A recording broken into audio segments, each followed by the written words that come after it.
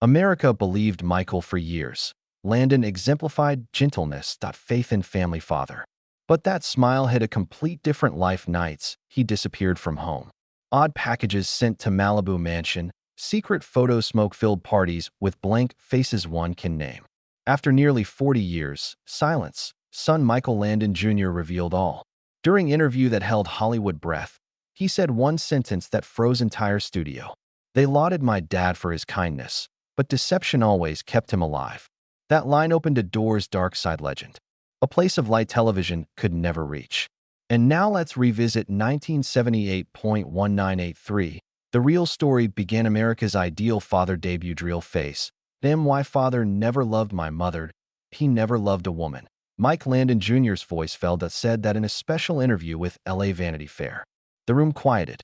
The yellow light fell. A 60-year-old man's face, eyes red and burning, painful and liberating. Like he had Hollywood finally confessed, hidden for decades. He didn't cheat. Slowly, Michael said husband. He was man who betrayed himself to survive. Recalling Beverly Hills, the late 1970s. The Landon house, happiest home in America, they said, always bright, but never warm. In the living room. Family photos lined wall frames, slightly crooked, as if someone refused to fix them. That always cold house, Michael recalled. Even after mom made him favorite food, steak, mashed potatoes, he never sat with us. He recalled his 1980 birthday. The cake rested, burned candles, and his father hadn't returned. I waited. Mom tried to smile, saying he was busy working, but tears fell into her wine glass. Near midnight, the door opened. Landon entered with a stench. Unusual cologne. Patted his son's shoulder. Happy birthday, champ. Then proceeded upstairs. No gift or hug. I thought he was tired. Later, I realized he was elsewhere, body and soul. As the public worshipped him, America's dad on People's Cover magazine. Another rumor spread quietly. NBC behind the scenes. Michael Landon's special relationship with photographer Eli Rosen, young man always by his side on Little House Prairie set. His Eli wasn't just ex-lighting photographer, technician recalled. His shadow left the set after eating. Whispering constantly. Then came a scandal. Filming in July 1979, both men left Utah. Their hotel early morning wearing matching baths. Hotel cleaner later resembled two people who had woke up after a long night. NBC immediately met privately. Days Landon suddenly appeared with a newcomer, an 18-year-old makeup artist, Cindy Clarico. The Variety printed their photo the next day, hand in hand outside La Scala. Landon's new love shines Hollywood. Everyone knew this was a cover-up, but the public believed it easier to accept. My father knew Michael's off-camera performance, Jr. said. He kissed her for cameras. Man proving something, not main in love. When Cindy got pregnant in Michael Jr., 19, started in late 1982, I'd have hope. He might have changed. He sometimes arrived home earlier. Smiled. Lynn, no, his mother, had departed in silence to protect her kids. Media called Cindy. NBC praised Michael's rekindled love as America's favorites redemption dad. Eventually, Michael Jr. saw through it.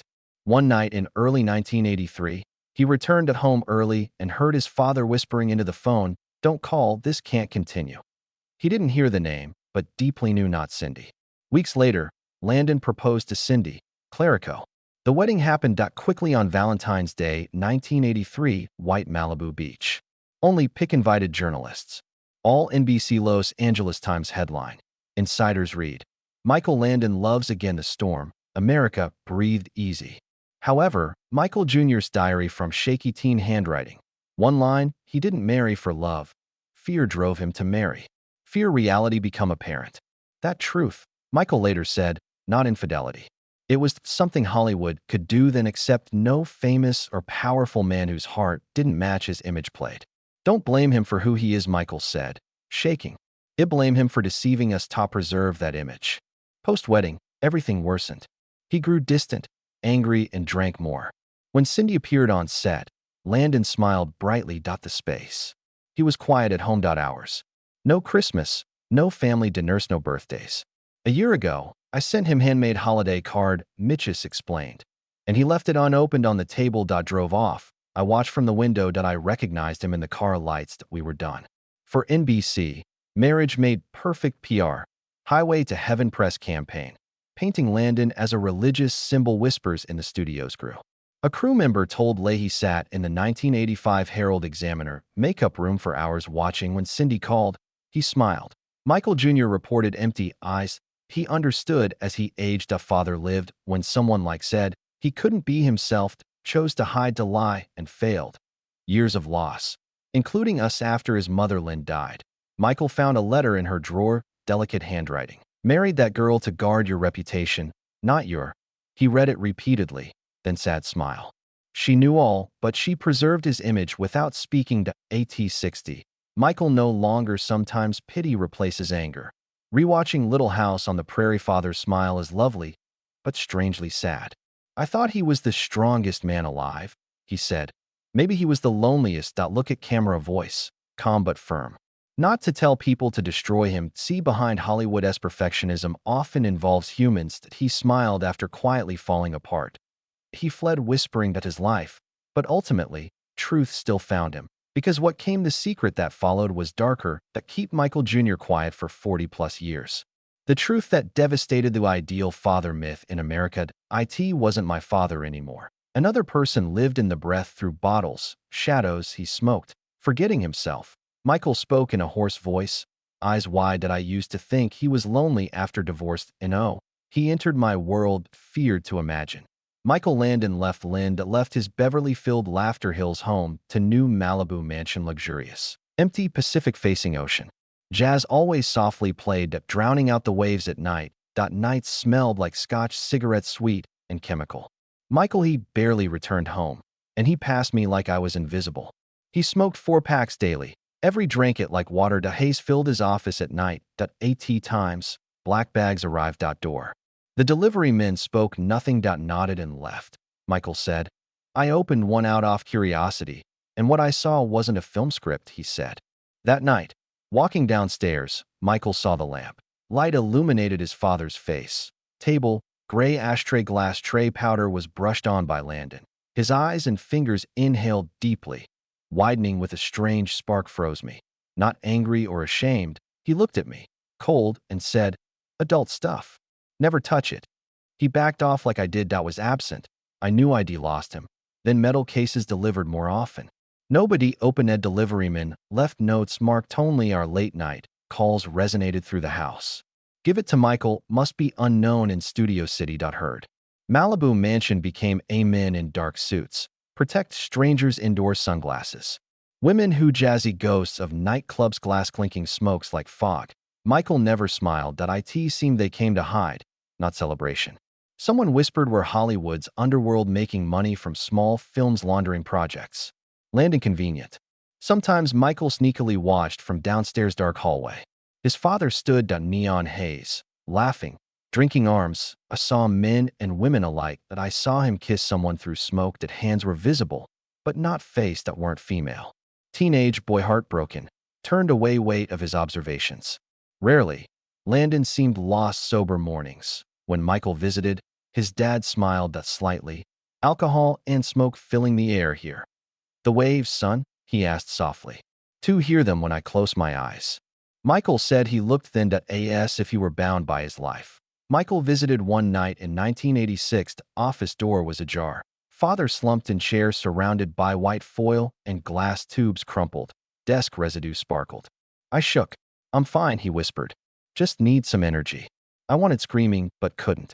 Since then, Landon went crazy, couldn't sleep or talk. He accused the walls of spying. Once Michael saw him burning old photos, murmuring Bonanza Little House, so they'll have nothing against me.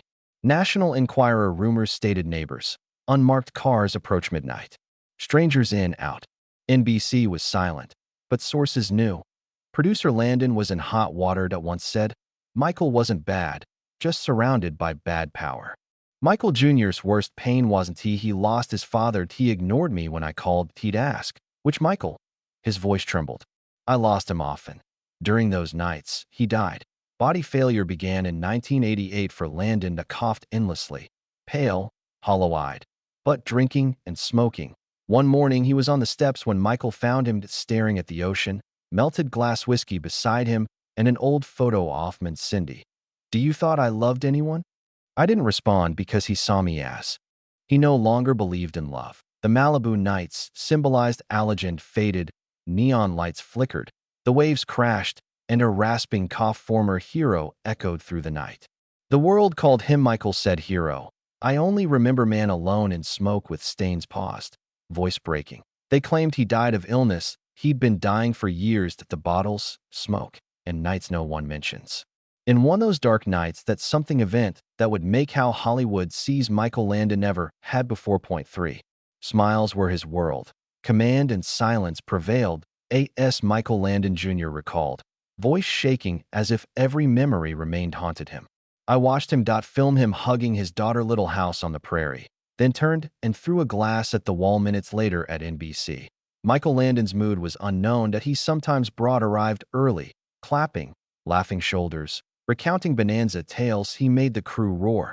Joked with Melissa Gilbert, who played Laura, calling her sunshine, promising a horseback ride after he was the best when happy that a crew member said 1993 TV Guide. Point 1 sip could turn him into someone else entirely.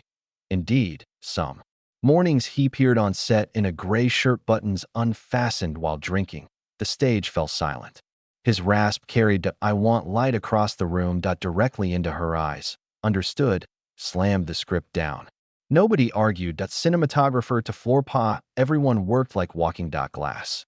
We never knew when he'd explode, said seasoned cameraman Tom Reynolds. Was one moment laughing, the next smashing $25,000 camera due to mismatched light. The mood pressure wasn't just perfectionism. Everyone knew Landon drank on set, although they pretended not to. His usual travel mug was the coffee. A lighting tech said whiskey smell was so strong that anyone nearby many times while he cried while filming heartfelt scenes. His alcohol shaking hands, that feelings were real. Michael Jr. not for his scene. He said that Landon's pretense grew hurtful, open secret no one dared say. The director, writer, and Starhole machine ran on his moods. That days he laughed and drew people in. He took photos the next day. Those same people over a tiny I saw him stare down a day player and bark. You act no one has ever left you. When she had 2 lines. Breaking point when Cindy Clarico, his young partner, joined the company as his makeup artist. She was 18, sweet, and quiet, that always with him when he appeared. He thought she understood him better, that crew member said. But the favoritism weighed Cindy, that had permission to touch women costumes, and no one dared stop her. Later, Melissa Gilbert wrote Michael treated her like a memoir director too. Senior actresses started to avoid him. One said, "You can't work with a drunk man and envious." Indeed, if anyone spoke with Cindy too long, Landon would adjust after cutting the take, shout everything himself. He regarded them seeing through someone who couldn't regulate his temper. Reynolds said, "We ensure if jealousy or drink, probably both." Back then, the Little House on the Prairie set place viewers thought proved family winds were always cold and terrified. No one spoke loudly. When Landon entered, air froze. Filmed like we were battlefield crossing. Sound touch if he frowned. The stage would be briefless. Sometimes Michael Jr. mother allowed him to visit his father working. I recall the first he said it was time to perform, that he was in charge. Voice sharp. He was called Pa by everyone. He was feared by all. Called him that. Not out of respect, fear. The day ended with Michael Jr. running up Dad. But Landon only glanced and nodded to a distant fan, turned away. I stood among people who called him Pa when I wastingly child without a say. Dad, by the late 1970s. Landon was simpler set off. People remembered him sitting in, refused to step on his car for hours. He finally said, and brought during a half-empty bottle. Sunset. Clouds changed light. I saw him smash a reflector in anger, won't shoot under a fake sky, stormed off, leaving crew waiting. He was the same in NBC meetings. Point 1 moment smooth. Then slamming the table next, requiring creativity freedom. Michael was great, but producers said he was self-destructive, wanted control over light dialogue, even others' feelings.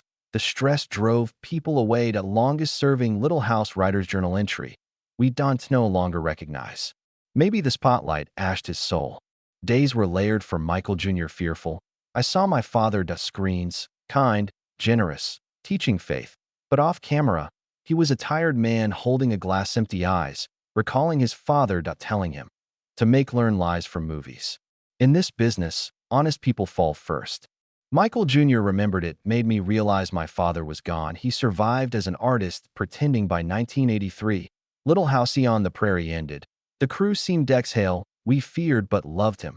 Melissa Gilbert later confessed that I asked every time he smiled on screen, "That me real?"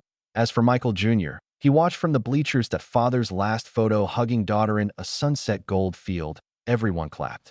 He said his eyes hurt, because I knew that kind father only on screen. My dad long gone. And when after the stage lights went out, cold gap, not applause, a space between fame and loneliness, no escape for Michael Landon. Point 4. People say my father died awfulness, but he died of something sweeter and riskier than smoke drink power. Michael Landon Jr. spoke slowly, that voice falling, as if confessing family history. Dad started moving among public figures. He thought he was doing something big. Nobody knew the light he chased was same burned him. After Highway Heaven's massive success, Michael Landon became the face of America. His speeches were cited. Photos of him raising an arm beside flag appeared in Life in 1987, began attending California parties fundraisers alongside influential donors at the Beverly Hills Hotel. LA Times, Michael Landon, defender of family values. But behind that glow is another production that had sharper direction than any show ever made. According to a former personal assistant, Richard Halper, placeholder Landon didn't attend his visit was to speak. Halper said handshakes make deals that happen behind the scenes, not art. But lots of money at private Los Angeles and Washington evenings. Financiers saw Landon as ideal bridge between screen and capital. A clean image was needed. Halper advised legitimizing the flow. Michael was morally perfect. A strong voice outside. He invoked family and religion. Reputation for educational project pitches about national values. But actually many rumored companies pledged be monitored for moving funds indie market. A weekly 1990 suggested Landon took unclear millions. He stayed quiet, even attended more events, stand with some famous people. My father said, "No public figures are spotless. Only the hiding differs," Michael Jr. said. When I heard that, I knew he wasn't a filmmaker now. He was branded. The longer he waited for power, a stranger to himself. No longer a sensitive little house artist, his speech was programmed. Every line was ready. This nation values family. Foundation.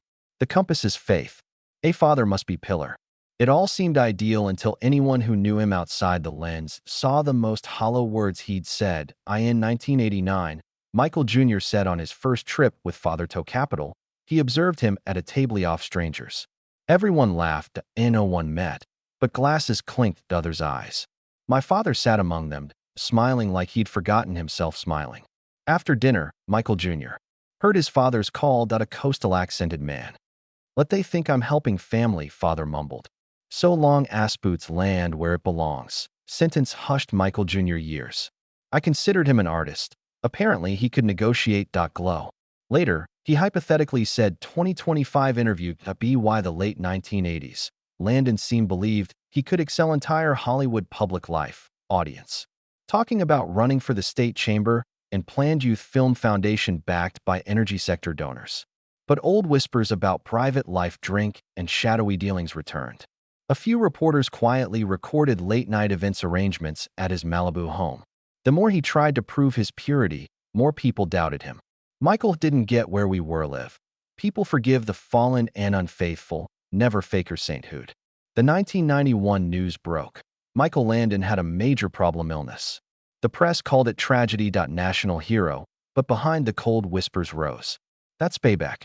A former producer told a glossy mag. He lived talking about light, but lived in shadows. Unavoidable ending.